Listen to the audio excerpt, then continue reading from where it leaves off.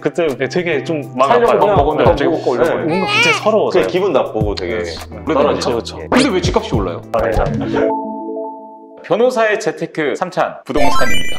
자, 부동산. 야, 요새 너무 비싸가지고. 뭐 기본적으로 사실 부동산 재테크 수단이기도 하지만 사람이 살기 위해서 그러니까. 있어야 되는 거잖아요. 그래서 사실 뭐 저희는 재테크로는 특별히 관심 자체가 없죠. 일단 그렇죠. 있어야 된다. 약간 이런 거죠. 일단은 거주 목적이다 보니까. 있으면 좋다. 있으면 그렇죠. 좋다. 부동산 투자가 정확히 뭐 어떤 개념이에요, 그러면? 뭐 다른 거랑 비슷하죠. 싸게 사서 비싸게 파는 게 결국 투자인데 부동산 하면은 우리가 사는 리빙, 라이브, 주택만 생각을 하고 사실 주택값이 요즘 많이 오르고 뭐 이렇게 생각하시는데 그 투자하시는 분들은 주택뿐만 아니라 상가, 공장, 이제 아니면 땅 이렇게가 어떻게 보면 더 투자 대상이 되죠. 주택은 사실은 세금이 이제 좀 많이 발생하고 세제 정책에 따라 좀 많이 달라지는 게 있다 보니까 상가, 공장, 땅 같은 경우에는 이제 상대적으로 규제가 덜 하거든요. 부동산은 재테크 수단, 그러니까 내 재산을 이제 늘리는 전문적으로 늘리겠다라고 하면은 사실 그쪽도 많이 보고 있습니다. 김종훈 변호사님은 건물이 몇 개세요?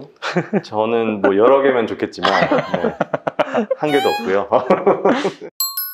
방법은 그냥 부동산에 가서 집 구하는 것처럼 그냥 사면 되나요? 가장 흔한 거는 이제 공인중개사 찾아가는 거죠. 거기 가서 이제 상담하는 게 일반적이고 땅이라든지 이런 걸 보시는 분들은 사실 그 지역에 가서 땅을 보고 그 주변에 있는 공인중개사 사무실에 가서 혹시 팔 만한 분들이 있는지 이런 식으로 물어보는 그게 일단 첫 번째 방법이고 그러니까 공인중개사가 첫 번째. 그리고 이제 두 번째 방법은 법원 경매를 통해서 사는 방법. 세 번째 방법은 경매랑 거의 비슷한데 이제 한국자산관리공사에서 공매라는 거래요. 공매랑 공매 차이가 뭐예요? 경매는 법원이 하는 거, 공매는 한국자산관리공사가 하는 건데 또 다른 차이가 뭐냐면 경매는 보통은 이제 은행 같은 데서 우리 돈을 빌렸는데 담보로 주고요. 돈을 못 갚았어요. 그러면은 채권자, 그러니까 은행이 법원에 경매 신청을 해서 법원의 경매라는 거고 공매는 예외적인 경우가 있긴 한데 대부분 이제 세금 체납이 돼서 이제 그거를 국가가 공매라는 절차를 통해서 매각을 하고 이제 매각 대금으로 이제 그 세금을 걷는 좀 차이가 있어요. 근데 큰 틀에서는 비슷하다고 보시면 돼요. 큰 틀에서는 그냥 국가 이런 공권력에 의해서 강제로 매각하는 거로 이해하시면 되고 이제 기본적으로 경매나 공매 같은 경우는 이제 유찰되는 경우들이 있기 때문에 항상 뭐 2번 내지 3번 정도는 유찰된다 이런 이야기 있잖아요. 저도 한번 가봤어요, 경매.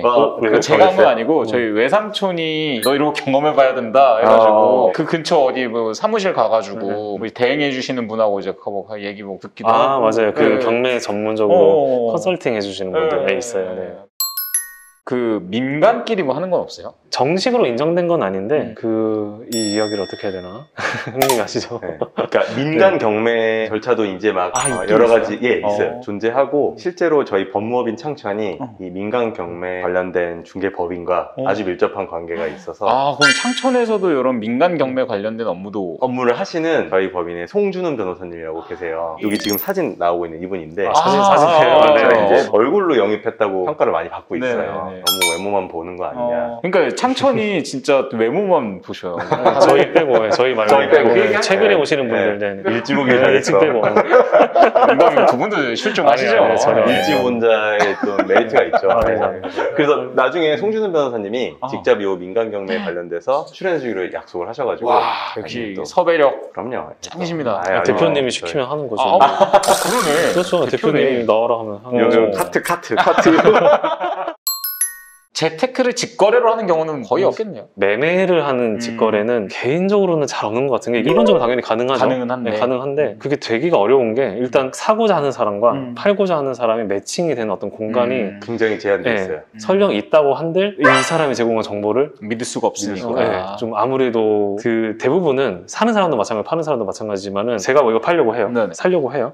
그러면은 왠지 다른 사람들은 더 비싸게 살 것 같잖아요. 기본적으로. 그렇죠. 그러니까 일단 시장에 내놓고 다른 분들 있으면 가격 올릴 수도 있는 거고 또 반대로 사는 사람 입장에서도 내가 뭐 반드시 뭐 101동 701호를 사야 된다 이건 아니잖아요. 101동 702호도 상관없잖아요. 그렇기 때문에 가능한 많은 물건을 보려고 하죠. 이제 주식이나 이런 것과 다르게 공인중개사의 역할이 거기서 나오는 거죠. 공인중개사를 안 쓰고 직거래를 하는 게 불법은 아닌 거죠? 그럼요. 얼마든지 가능합니다. 예를 들어서 우리 길거리 다니다 보면 매매하고 전화번호 적어놓는 아예 다이렉트로 팔겠다. 근데 그거는 굉장히 리스크 테이킹 하는 거죠. 정말 뜨내기가 전화를 할지 모르는 거고 그 사람이 자금력도 없는데 괜히 장난치는 걸 수도 있고 그래서 매도인들도 그렇게 그냥 일반한테 널리 알려서 판매하는 것 자체를 되게 꺼려하는 경우가 많아서 중개사분들의 역할은 분명히 존재해요. 기본적으로 일단 시장에 내놓고 뭔가 경쟁을 붙여야지 내가 올릴 수가 있는 건데 네네. 그게 안 되니까. 그래서 민간 경매 저희가 다음번에 모실 홍준 네네. 변호사님 그 비즈니스 구조가 상당히 의미가 있는 게 요즘 부동산 시장에 굉장히 그 혼란이 많잖아요. 네네. 예를 들어서 내가 얼마인지 물어보면은 저쪽에서 호가 가격을 부르잖아요. 네. 뭐 14억입니다 라고 해서 조금 관심 있어요 라고 해서 좀 조건 물어보고 그러면 일주일 뒤에 다시 연락 옵니다. 죄송한데 14억 5천으로 올랐다. 좀 더 주셔야 되겠다. 네, 그러니까 이런 식으로 뭔가 매도인 매수인 간의 그런 약간의 뭔가 간을 보는다 그럴까요? 그런 일들이 많아지다 보니까 민간 경매가 그런 발상으로 생긴 거예요.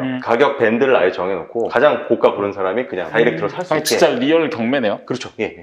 그렇기 때문에 그런 뭔가 불필요한 서로 마음 상하는 거 있잖아요. 나 그죠. 14억에 살려고 그랬는데 그때 박정원 변호사님 한 번 되게 마음 상하신 적 있거든요. 아 그래요? 네, 뭐 이렇게 그때 되게 좀 마음 살려고 아파요. 먹었는데 갑자기 호가 네. 올려버려요. 뭔가 굉장히 서러워서요. 그냥 기분 나쁘고 되게. 뭐 이해는 되는데 서러워지는 건 어쩔 수 없죠. 근데 저는 이런 것도 사회적 비용이라 생각하거든요. 좀 이거 열심히 그쵸, 일하셔야 그랬으면 되는데 안 갔죠. 그걸로 해. 뭐 알아보고 전화하고 시급이 얼만데. 그러니까요. 아, 무슨 소리예요. 이제 다른 투자하고의 다른 재테크 수단하고의 좀 차별점. 가장 큰 거는요. 부동산은 국가가 어느 정도 관리를 하는 자산이에요. 그걸 가격을 얼마로 해라 뭐 이렇게는 안 하지만은 거래가 좀 너무 뜨겁다 싶으면 이제 최근에 약간 그런 상태인데 이제 규제들이 들어와요. 세금을 올린다든지 그리고 현재 이제 뭐 강남구, 송파구 뭐 이런 쪽은 이제 토지 거래 허가 구역이 돼가지고 허가를 받아야 거래가 되고 이런 식의 어떤 제한들이 있다 보니까 부동산은 사실은 정책적인 거, 뭐 특히 세금과 관련돼서 이게 반드시 수익성에 영향을 미치고 그걸 고려 없이 단순히 시세 차익 내가 1억에 사서 2억에 팔았어 하면 1억이 남는다 이런 게 전혀 아니고 여기 내 상황 내가 주택이 몇 개인가 뭐 이런 거에 따라 이제 세금도 완전히 달라지고 보유 기간도 달라지고 그래서 공부가 좀 필요한 분야라고 생각이 돼요. 그래서 이게 최고 세율이 75%예요. 세금이 75%를 내야 되는 거예요? 네, 그러니까 양도 차익에 그게 10억 초과분이긴 한데 샀다 팔았더니 10억이 남았어요. 그러니까 10억에 사서 20억에 팔았어요. 그렇죠. 네네네. 그럼 10억이 양도 차익이 되는 10억이 거죠. 양도 차익인데 이게 물론 거주 기간에 따라 다 다르긴 하지만은 이제 1주택 내지는 무주택이다 세율이 그렇게 높진 않아요. 이제 물론 높긴 한데 아주 높은 건 아닌데 다주택자다 뭐 3주택, 4주택, 5주택 이렇다 그러면 75% 세금으로 나와요. 그러면은 맥시멈. 7억 5천까지도 그렇죠. 예, 10억 남겨서 좋아했는데 세금으로 7억 5천이 나가버려요. 그렇죠. 그러니까 정확히 10억 초과분이 그렇긴 한데 뭐 이제 그냥 편의상 맥스 구간에서 75%가 적용될 수 있다. 두 번째 차이점이 있다고 들었어요. 눈에 보이는 거를 거래하는 거다.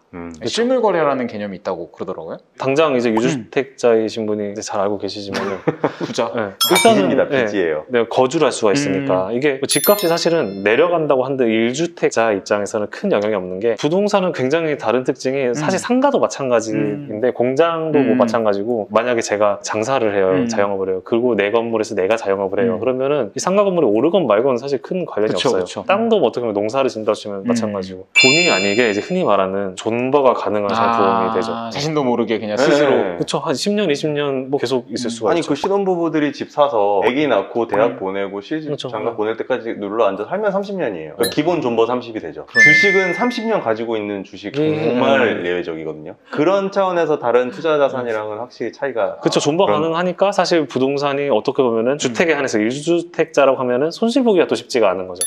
그치. 안 팔면 그만이잖아요. 내가 그렇죠. 살면 되니까. 손해도 이익도 보이지 않는. 그렇죠. 보이지 않는 거죠. 그것도. 대신 이제 2주택자가 되면은 그게 좀 눈에 보이긴 하지만. 그 다음부터는 정말. 이제 사고팔고가 가능한 네. 거죠. 거기서부터는. 근데 세금이 세고. 그렇죠. 세금도 있고. 네. 이제 많은 분들이 많은 이야기를 하는데 사실 세금이 세진 거는 어떻게 보면 이번 최근 이슈고. 2017년? 17년부터인가? 아무튼 그 이후에 이제 좀 세금이 많이 세진 거고 사실 이제 주택값이 계속 오를 수는 없고 언젠가는 이제 그게 언제가 될지 모르지만 언젠가는 또 하락으로 돌거든요. 이제 그때는 또 세금과 관련된 게 완화가 될 수밖에 없어요. 그렇죠. 다주택자분들은 사실 그때를 기다리고 있는 것도 있겠죠.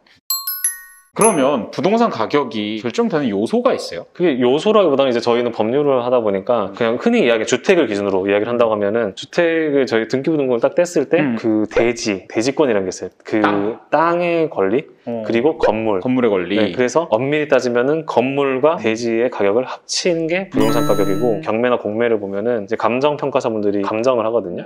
기준가가 되는데 그런 감정평가 내용을 보면은 땅이 얼마고 건물이 얼마다 합쳐서 이제 얼마 이렇게 이야기를 하거든요. 그 중에는 땅값, 건물값을 자기 마음대로 좀 배분하고 싶어 하시는 분들이 가끔 있어요. 저희 법무부에도 많이 문의하시는데 어려운 일입니다. 그러니까 말씀하신 것처럼 감정평가사가 정확히 배분한 금액, 물론 유도리는 조금 있지만 팔고 싶은 사람 내지는 그런 사고 싶은 사람이 임의로 가격을 정할 수가 없어요.